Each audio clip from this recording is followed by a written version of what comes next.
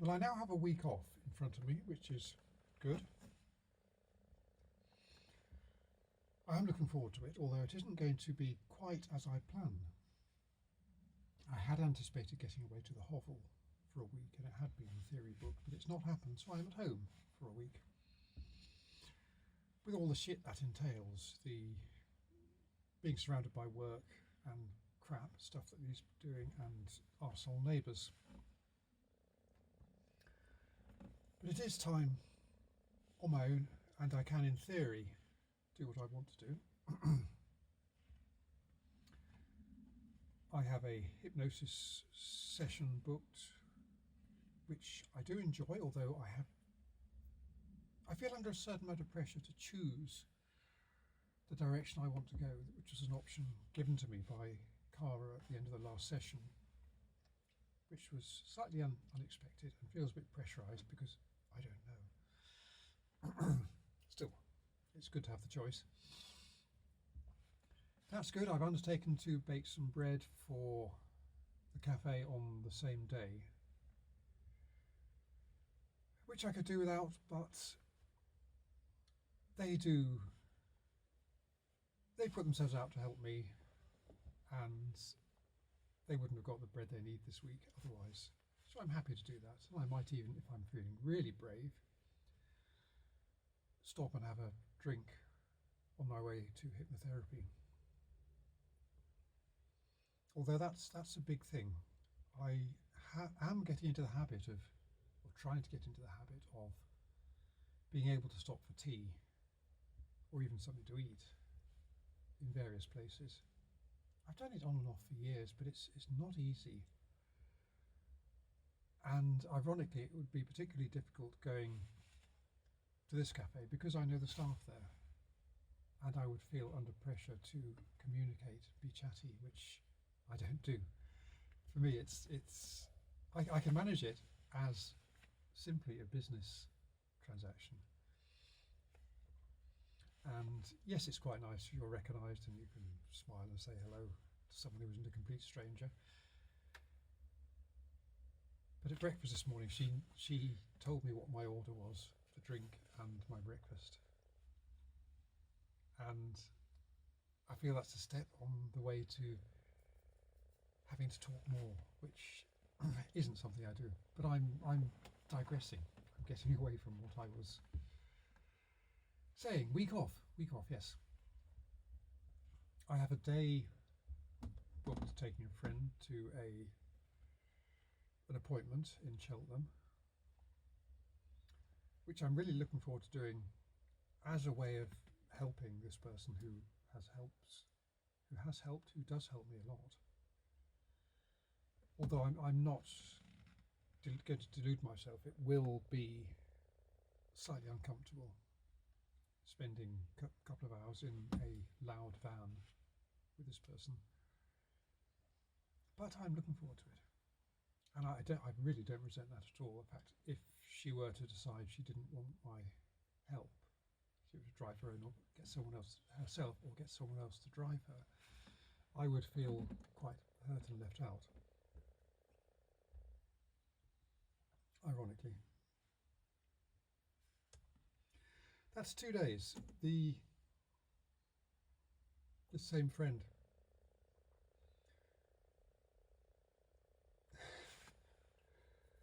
thought that her landlords were away and she'd have the place herself, and it might be a nice opportunity for me to drop round and experience it, being free outdoors, having taken substances. But a friend of hers has become homeless, has asked for accommodation, and she's obliged, which is very good, although I think she's finding it, she's trying to get harder than, well, perhaps she hadn't thought about it, but she's finding sharing not that easy. But I like to think she can see it as a learning experience, and I hope that her lodger has a degree of empathy and he can modify his behaviour to suit someone else's house, but that's not my problem. It's only my problem in so far as it's restricted some of the things that had been offered to me for this week, which leaves me with more time at home, which I'm trying to avoid, as always. But no worries about that. It has worked out well in some ways, because the lodger is, having moved in on Wednesday, Thursday, whenever it was, he is now away for the weekend, and I've been offered the opportunity to come over and stay for a couple of days, which is good. I enjoy it. It's a learning experience. I enjoy her company very much, and it is a safe place for me, which is rare. And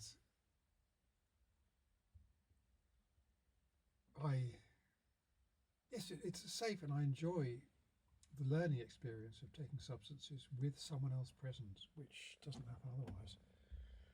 Because home and my own relationship would certainly not feel safe or comfortable. Home is fine, but there are lots of burdens as well. Here, this away is also fine, but there are burdens, things that make it uncomfortable. But it's good practice. Anyway, that offer's there, and I'm happy to take it up. I want to take it up, although I still need to know that if she's not comfortable, she changes her mind, she will let me know. Because what I really don't want to do is be there and not feel, or feel I'm in the way. That's intolerable.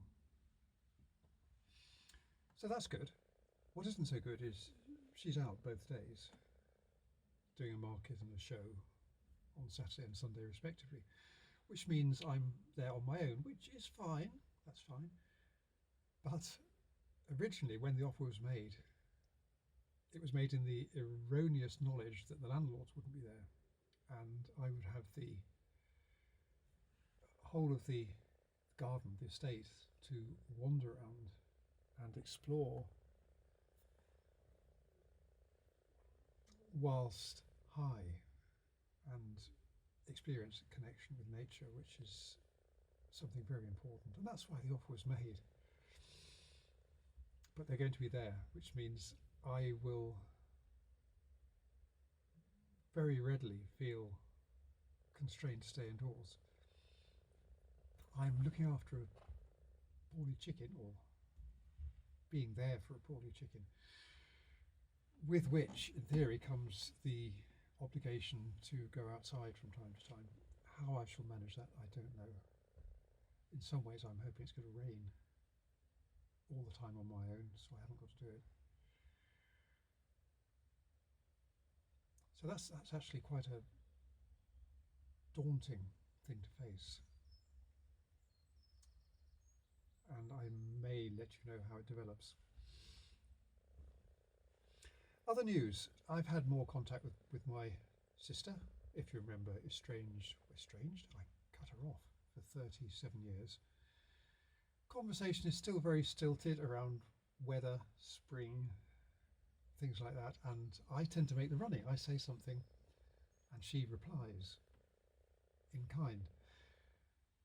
I can think of no questions she's asked or information she's volunteered that hasn't been in response to something I've said, which feels really strange to me and not terribly comfortable. So I would like to feel some more spontaneity from her, but I'm not being very spontaneous myself, so I can't really complain. I did pluck up courage to ask her if she had any photographs of myself, historic photographs, because all I have is some pictures from 1971 of myself and one or two other members of the family, or other members of the family. Probably 10, 15, 20 photographs.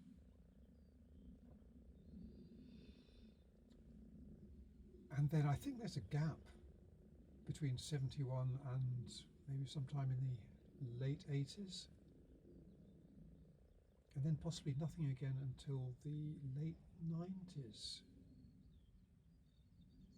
Anyway, I thought it would be interesting to ask if she had any photographs from our shared childhood, to try and see who I was, and try and what was going on, what was happening for me at that time, because I really don't know. I can only guess. I've talked about asking her for photographs and put it off. Anyway, I plucked up courage yesterday. I asked in a message about photographs, and I got back a negative. She has her own photographs, lots of them from the last 35 years, which is obviously going to be her and her family. She may have some hidden away, other ones, but she said next time she comes to England, she'll have a look at the family photographs. Well, that doesn't help me. That involves another person, which I presume is my brother. I can't think who else would be involved in that. And I don't really want to involve other people at the moment. However, she said when she comes to England next, no timetable there, no dates. So that's good, the fact that it's put off. But it is a bit of a blow that nothing is going to be forthcoming easily, directly from her. I did suggest it might be an odd request, and she said, no, it's not odd at all, which is not the first time she said that, but it is a shame to me that I'm not getting any help there. But never mind, it was quite a big thing to ask. I still really don't know how to raise the conversation above the commonplace, which is really all the conversation I have with anyone, even with my wife now, which is difficult. I had thought about bringing up this subject in this monologue, and I'm still in two minds. She's gone away. She's gone to visit her sister, who we know. Well, I know. Do you know? Who are you? Are you listening? Do you want to know? Do you care? Am I going to tell you anyway? I don't know. Her sister's ill, and she's going to visit her for a few days, and then she has a music workshop for a few days, all in Northumberland. So she will be away from this morning for a week. Now, things have been difficult. They've been getting worse. She very obviously believes firmly that it is all down to me, and I am very happy to concede. I don't think happy is quite the word I'm looking for. I'm very willing to concede that there are problems with me which affect our relationship. But by the same token, I am walking on eggshells with her. For quite some time now, I really can't talk because almost anything I say is twisted round and used as a criticism or an attack on her. I might say something quite innocuous, and it's greeted with what? Incomprehension merging into fury. It's very difficult indeed. And the easiest thing is not to say anything. I try and explain that it isn't what I meant, but it's not heard. It's like being a child again, being confronted by my mother.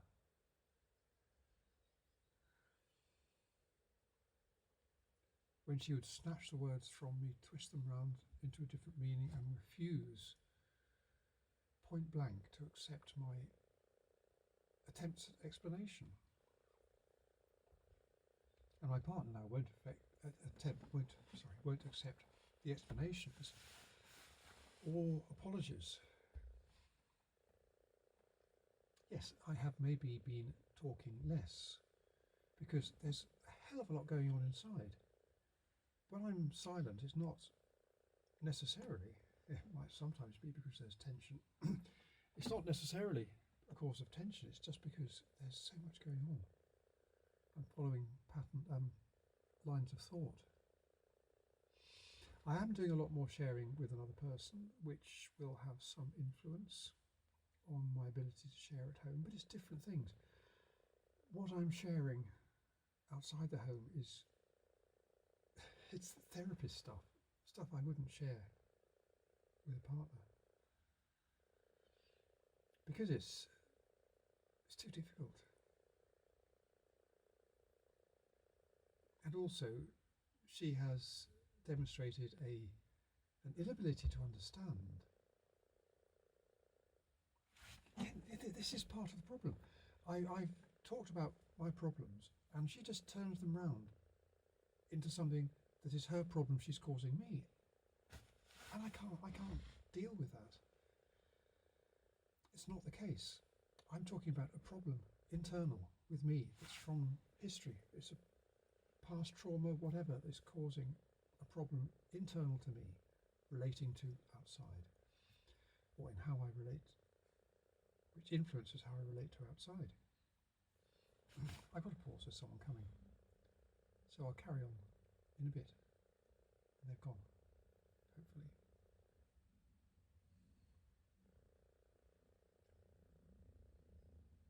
So we can talk about this later, I hope. So is it all right there now? How was the bus? Was it Hello there. It's cold. It is when the sun goes, yes. It is.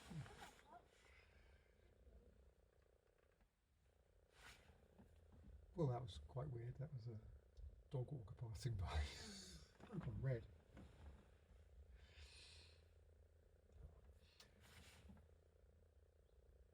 Sharing trauma, my experiences seen as a criticism and taken as something I'm saying is her fault, making me the way I am. And that is a really strong disincentive to sharing anything. I've tried to explain this, but it just doesn't count at all. So that's difficult.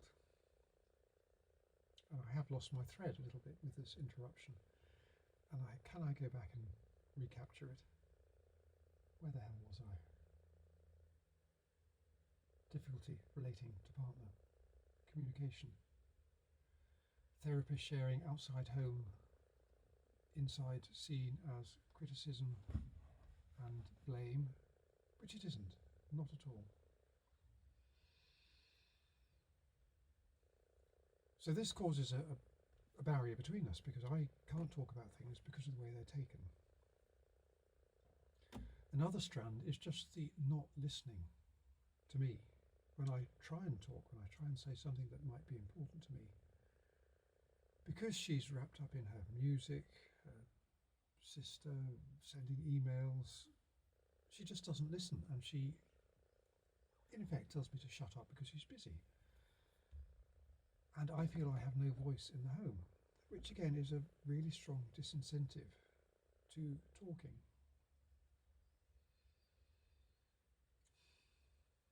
So that is a big thing for me. I'm not heard, but then other things I say are heard and misinterpreted. And this is the eggshells thing, because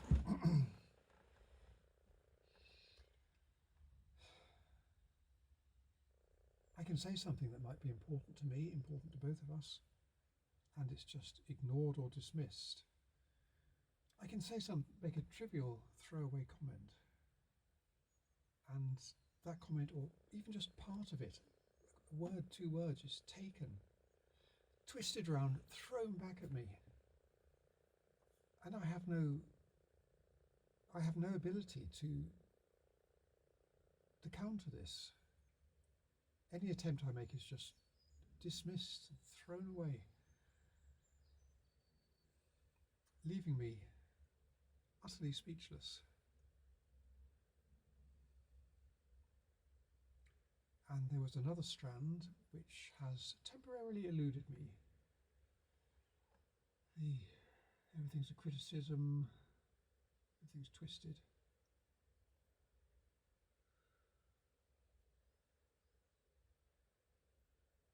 I can't remember. It's a bloody good one as well.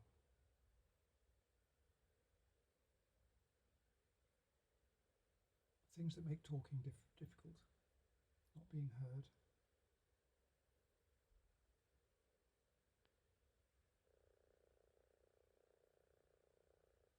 Bugger, I'm ashamed I've lost that.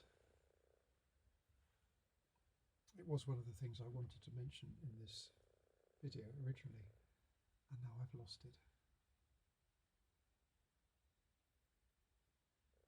Hey-ho.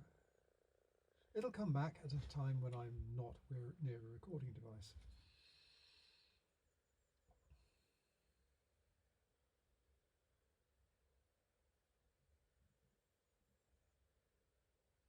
It wasn't the trust business.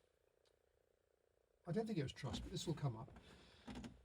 I know from experience that I can't trust my partner with personal things about myself, because not only are they thrown back at me as criticisms of her, but she has shared them with other people in my hearing, or they've got back to me through a third party. And that is difficult, particularly, well, I think it's inappropriate for a start to be sharing confidences. There was another thing, autism, which I will jot down in my mind, it's a little thing to bring up if I have time. Sharing, difficult, because of its, what I perceive as misuse, and I think almost anybody would see this as misuse. If I share something deeply personal and then find that is shared for entertainment purposes, entertainment or self-aggrandizement purposes by the person with whom I shared it, that is really difficult and hurtful. And yes, that stops me sharing.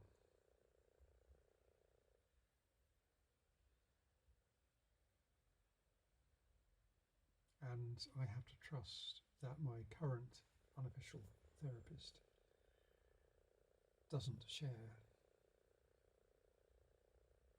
And if she does, it's not with anyone who knows me or is ever going to know me.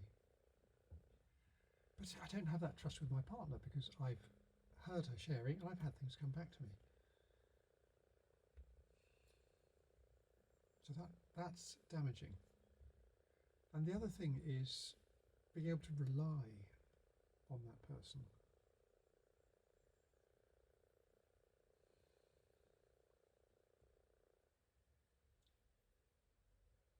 I have 27 or so years experience of living with my partner.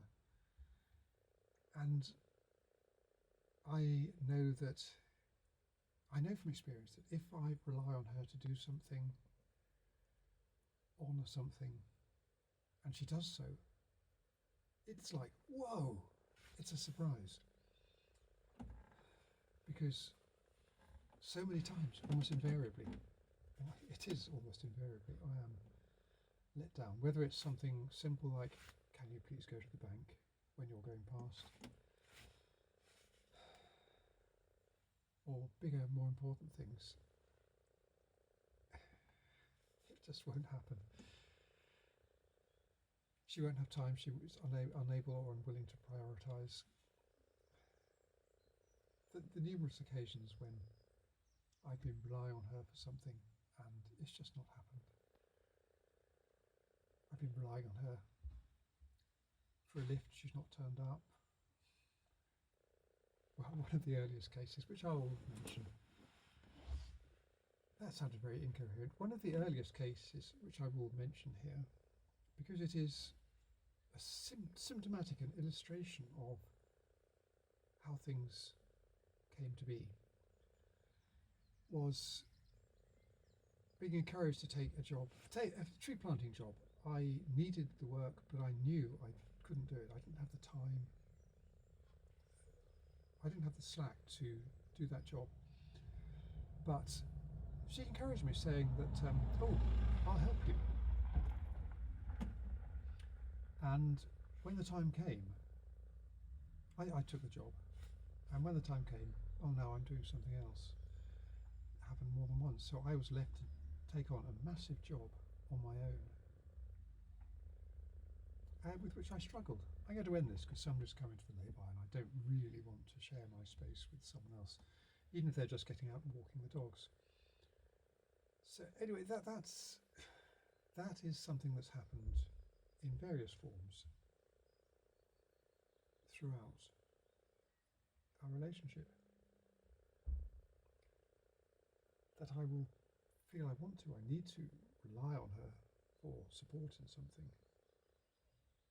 And it just hasn't been there.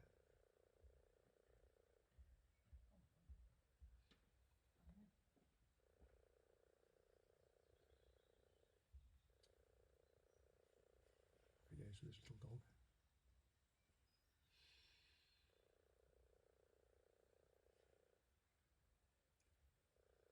More recent things like having to wait 6 hours in a freezing lay-by in Yorkshire, and that's not an exaggeration, because she wasn't there at the appointed time.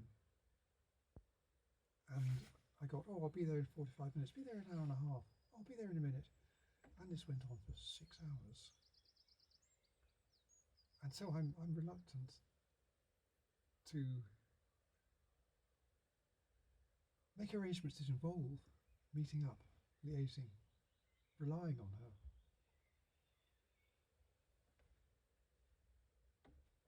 And I suppose another thing which is causing a bit of tension between us is that I have always put her needs before mine, very much so. And I'm perhaps learning, as part of self-development, and it's a good thing, learning that sometimes I want to put myself first, that I want to do something that matters to me, helps me, makes me feel good, rather than what helps and supports her. Yes, I'm still very willing to help and support her as much as I can. But, I want to take into account my needs just sometimes. I feel guilty about this, and I'm aware that she finds it difficult. And she's seeing it as a rejection of her. But how can it be a rejection of her when she's still getting my time? But I'm just giving myself some as well. Third point, or third, fourth, fifth, I don't know, which I will mention, tension in relationship, because I've run 28 minutes, which is much longer than I anticipated, is her constant judging of me as being autistic and telling other people I'm autistic, which I find deeply wounding, deeply hurtful. I've asked her not to do it, she still does it.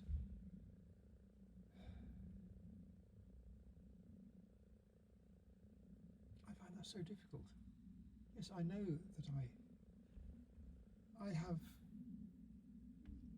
issues, and yeah, I'm sure I am on the spectrum, as we say, as almost anybody is.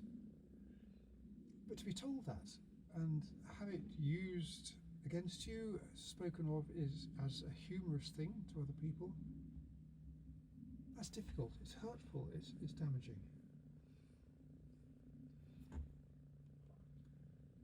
But anyway, 29 minutes, I have to stop, I need to get on. Will I try and upload this? I can't do it from home because it would take about a week, and I can't do it out because it'll use too much data, so I'll see if I can manage it sometime over the weekend. Anyway, that's it for now.